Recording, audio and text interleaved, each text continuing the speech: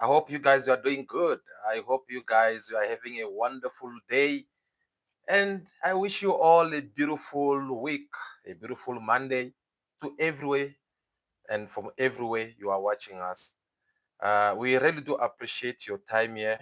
And it is about that time of the day we get to go straight to the business and engage ourselves in a deep conversation with you so that we can get to see what is happening around the country and what is up to.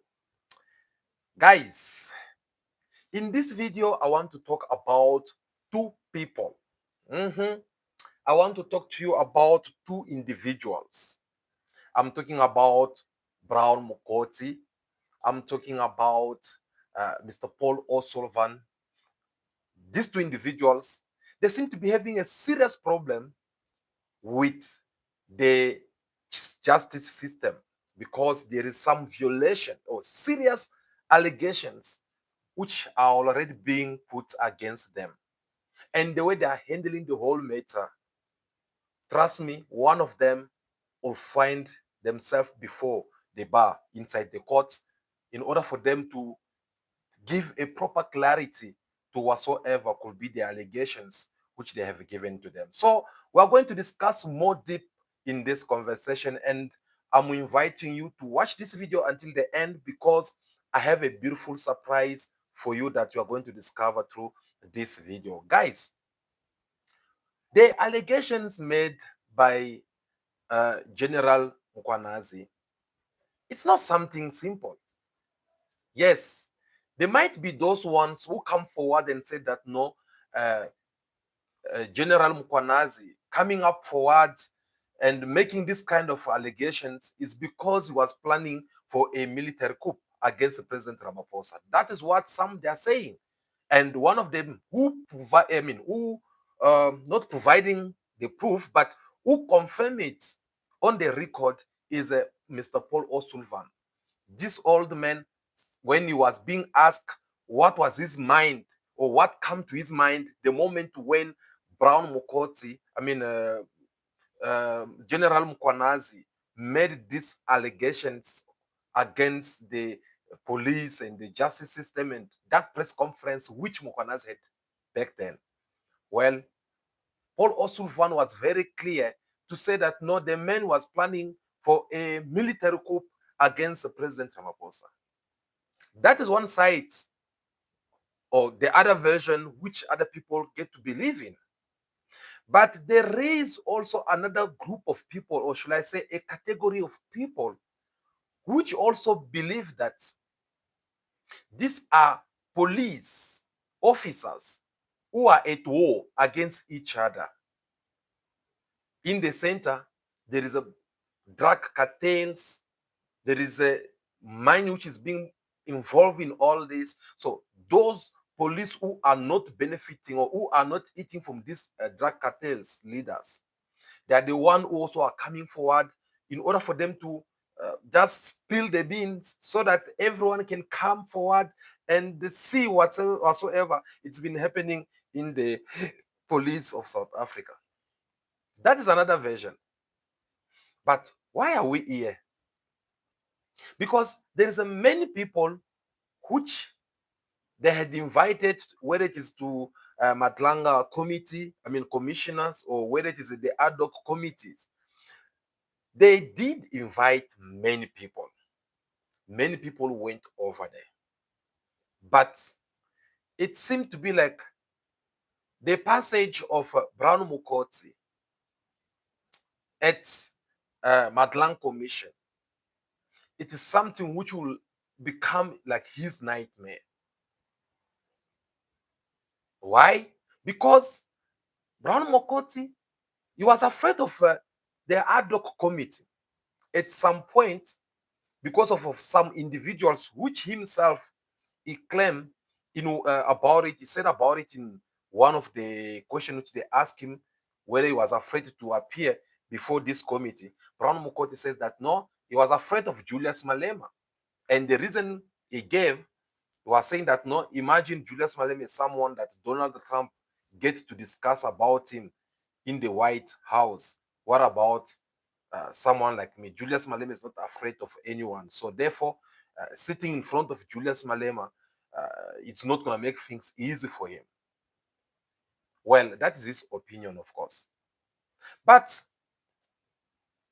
he was more excited to appear before the Madlanga committee because he feel like, no, there, he was even more afraid to appear before the Madlanga committee because he know that at Madlanga committee, commissioner, they don't play over there. There you are dealing with the law directly. And in his first appearance, Brown Mogotsi, he came up at Madlanga commission with his lawyers, legal team to come and represent him. Now he's not willing to show up there with his legal team.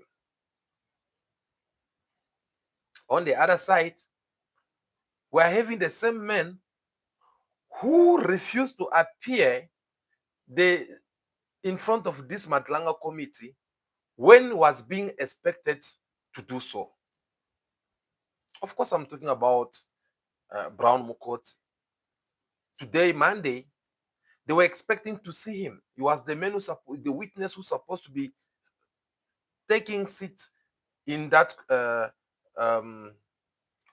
commissioner inquiry in order for him to give some clarities to the questions which the commissioners have questioned to him. But unfortunately, again, Brown Mogotsi was nowhere to be found. He comes up, he gives his own reason. And the reason is being that no, he's sick. So he can't show up. Now, him being sick, he did not provide all the necessary documents or sick certificate from the doctor or whatever you call it, or late or something like that, in order for it to support what he says. He just appeared there. He just sent the text message to the evidence leader that is not going to show up because he's sick. Now, here comes the commissioners who are coming and hoping to have a successful day. Yet they are being informed that the man who's supposed to appear today in the sitting box as a witness, this man is nowhere to be found because he's sick. And there was not letter which supports these claims. There were nothing special about it. Now, here's the most interesting part. When the evidence leader informed the Madlanga commissioner about Brown Mogotsi absence, he pleaded to them that they should not decide, because apparently, I'm not a lawyer, but apparently according to the law, Madlanga commissions, they have the right to even sanction him immediately for wasting the court, the commissioner time and everything. So they would have just decided and sanctioned him immediately. But this evidence leader pleaded to them and said that no, we should not be harsh on him. Let us give him a benefit of doubt until today later for us to see where it's gonna give this sick certificate from the doctor or a letter from the doctor which shows that he's sick. So actually, whether Brown Mogotsi he lied or is being honest, but he must just know that he has put himself in a very serious trouble. I'll explain myself why I say so. You know, there's a difference when you provide a sick letter from your doctor or clinic to your employers or employees, depending whoever you have to report to. And it is another thing for you to provide a sick letter from your doctor to a court. You don't lie to the court. And I don't think there is any doctor or any hospital or clinic that would like to lie to the courts. Why? Because these people, they can verify. And if they find out that you cover a certain kind of lie in order for you to protect a certain individual, then you must know that you are the one who's going to be in trouble. You are the one who's going to suffer serious consequences. And that is what is happening right now. So let's say, for an example, Brown Mogotsi had lied to the Madlanga Commission. Obviously, when this sick letter comes in or sick certificate comes in, they'll definitely have to verify to see whether, I mean, to know who consulted him and what made them believe that this man is not suited to appear before the Madlang Commission. They'll double check all these things. And if it happened that they find that no, actually he was right, he was really sick, and this happened, this and that happened, trust me, they'll understand it and they'll let go of it like that. But if it happened that they find out that no, Brown Mukotse had lied, and this doctor had lied as well, all of them, they will have to face a serious punishment from the Madlang Commission. That is how it all looks like. Now, let us now jump to another topic. As you saw it in our title, we are talking about Brown Mukotsi and Paul O'Sullivan. Now, this time is about Paul O'Sullivan. You guys, you saw all last week what happened. Paul O'Sullivan decided to leave the ad hoc committee in front of all the honorable members seated down, and he decided to stood up and left the chamber. Well, they were a little bit soft on him when he left, maybe because of his age, or maybe because of something they did not know what to do, or maybe they were confused. Until later on, we saw Julius Malema. He came and then he started explaining what happened there, uh, talking about the white supremacy, talking about what happens if this was going to be a black person, blah, blah, blah, blah, blah, and also informed the committee on what actions which the EFF they have to take. Now, today is Monday, and the ad hoc committee, they always have a meeting on Monday to schedule up things to see who's going to be the next witness in their committee. And then here comes a letter from Paul O'Sullivan telling the committee that he's willing to come back, not forcibly, but willingly so, to come back to the committee so that they can sit down and talk, like they can finish up whatever it was remaining. As the chairperson had announced this communication, now it passed the chance to other committee members in order for them to decide whether it's a good idea or not. And of course, all of them, they agree for him to come back. Because remember, in their last meeting, they had raised this question for Paul O'Sullivan in order for him to come back to the parliament. They wanted him to come back. So now that Paul O'Sullivan comes and said that, no, I'm here, I'm going to come back for you guys to finish. Well, things seem to be not going well. Things seem not to be doing too good for him in his favor, because now this time the political members who are in these ad hoc committees, they are coming with different proposal concerning the return of Paul O'Sullivan, starting with the MK party. The MK party, they said that no, he have to come back, but this time he's not coming back just for us to give him thanks and let him go. No, you have to come back and now justify to us his reasons why he decided to walk out from the ad hoc committee. He have to come and explain himself why he have to disrespect the parliament of people of South Africa in such manner. That is according to the Mukonto Wezizo political party. Now, that was not all, because the EFF, they came also forward and said that no, he can come back if he wishes to do so. We're still gonna get to engage with him, but one thing for sure is that the EFF, they have opened a case against Mr. Paul O'Sullivan. The case which they opened for him is not the case that they are willing to withdraw it. Even if Paul O'Sullivan decided to come to the parliament, if make a return to the parliament, that does not concern them, because the EFF, they want to go ahead and deal with this matter once for all, because they feel that Paul O'Sullivan had disrespected the parliament, and disrespecting the parliament of South Africa is like you are disrespecting the whole entire nation. You are disrespecting South Africans. So the EFF, they believe that their case against Paul O'Sullivan should not be withdrawn, and he have to go and face the justice.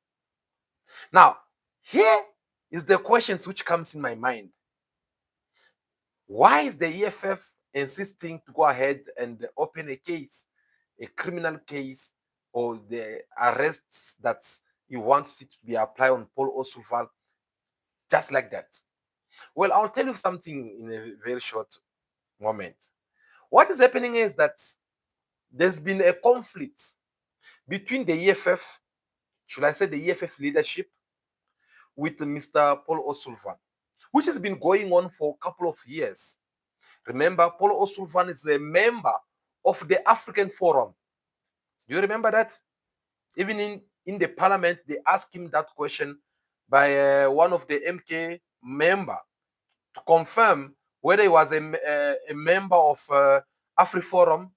Well, Paul O'Sullivan was not embarrassed or shy about it. He was very clear. He said that, yes, I am a member of AfriForum. So what? He even applied that word. So what? Now, we all know what has been going on between AfriForum and the EFF.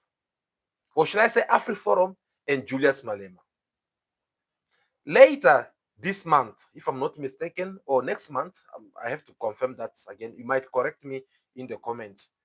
Julius Malema is still waiting for his sentence.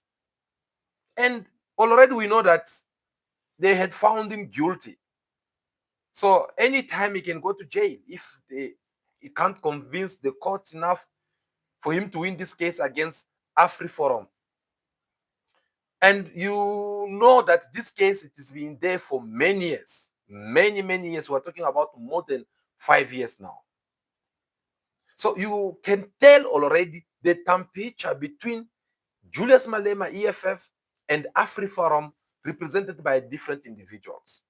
Now, for EFF to come across someone such as a Paul O'Sullivan in the ad hoc committee and engaging with him, yet Paul O'Sullivan went on and give the EFF a green light to facilitate or to give them that opportunity in order for them to go ahead and attack him through the legal actions.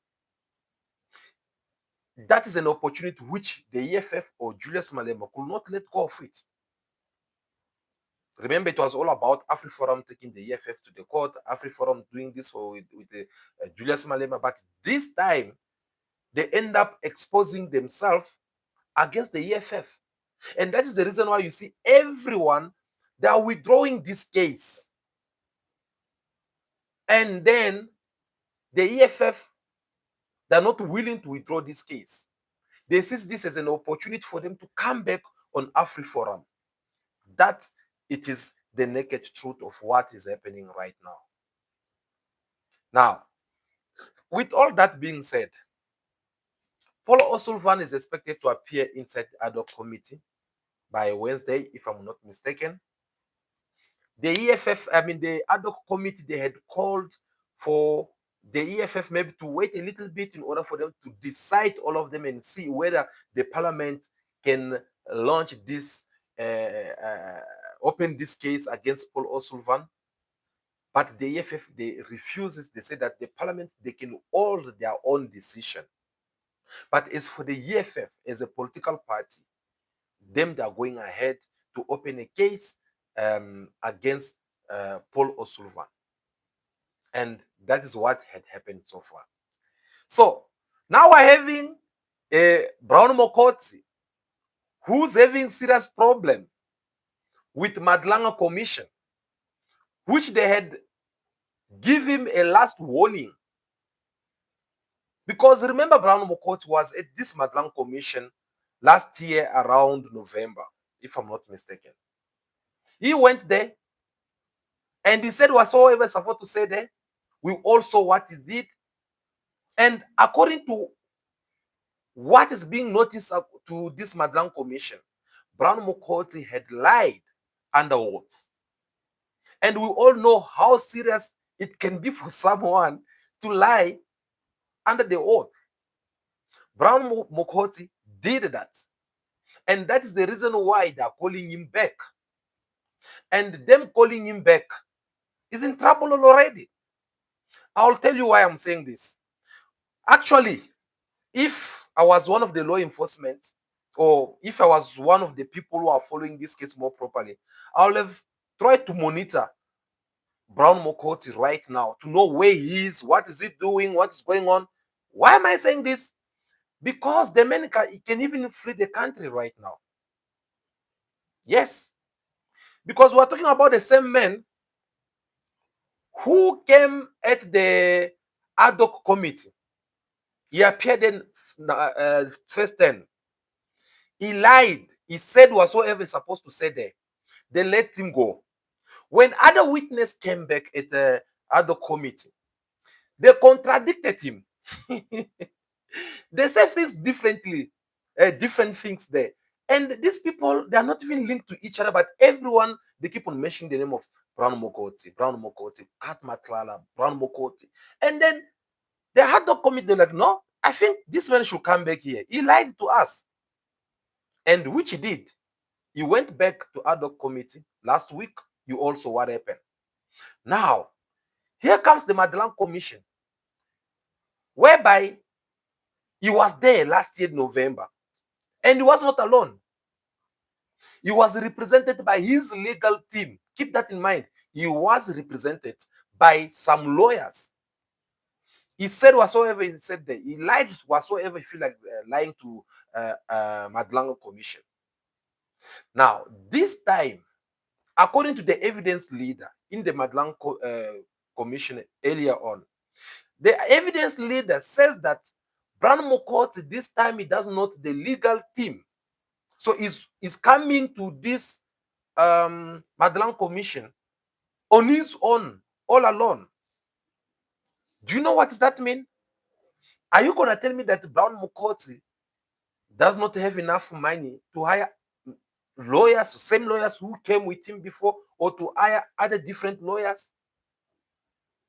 The man, he have the money. He can do so if he wishes so. But the problem is that lawyers are not that stupid for them to allow you to go commit crime or maybe lie under the oath, and then for them to come and say that, no, look, we're going to be there. We'll support you. We'll defend you. No, lawyers, they are also very smart. If they see that this case is going to be very complicated for us because you already mess up. That's the reason why you see some lawyers, if you go to them, you are looking for their service. And then it happened that you kind of like providing some information which they know that you already mess up the case. And then they end up finding out that you were there already with other lawyers. These lawyers, they'll isolate themselves. They'll let you be. They'll just like, oh, no, look, let's just leave it that way. Why? Because no lawyer also wants their reputation to be ruined. And that's what is happening right now. So we shall wait and see what Brown Mogotsi is going to say. But first of all, the Madlanga Commission, they are still waiting for the sick letter or a certificate from the doctor, which will come and tell this committee that, I mean, this commissioner that Indeed, Brown Mogotsi was sick on Monday. We checked him. We saw this, and he was enabled for him to appear before this committee. I mean, this, I keep on saying committee, yeah, this Madlanga commission. Without that later, yo, guys, it's going to be a serious problem. It's going to be a serious problem for Brown Mogotsi. And he can even get arrested immediately, because that will be like him confirming all the allegations of things which is being said about him. So we shall wait and see what will happen. We are looking forward to come back again here with more analysis, with more details, as we are following this case more closely. Guys, I believe that will be all for now. I'm looking forward to see you again in our next video. But for now, continue to be yourself, be good, be kind, have respect for everyone in order for you to be respected. I'll see you again very soon. Ciao, ciao.